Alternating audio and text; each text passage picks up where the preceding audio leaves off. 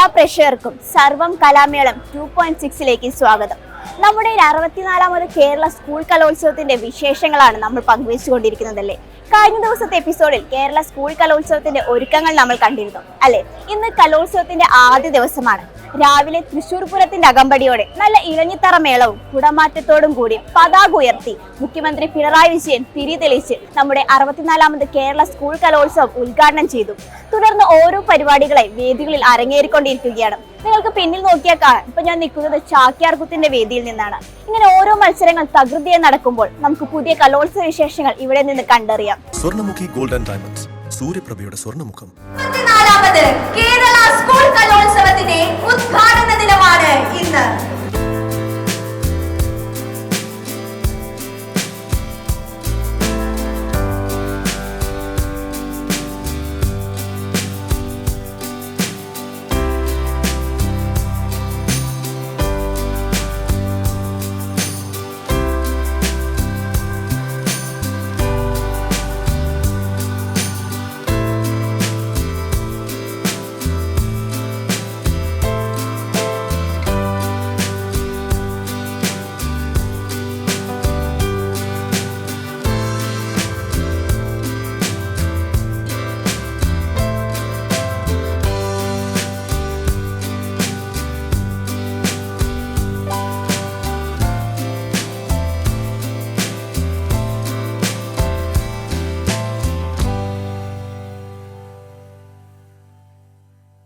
സ്വർണ്ണമുഖി gold and diamonds, സൂര്യപ്രഭയുടെ സ്വർണ്ണമുഖം.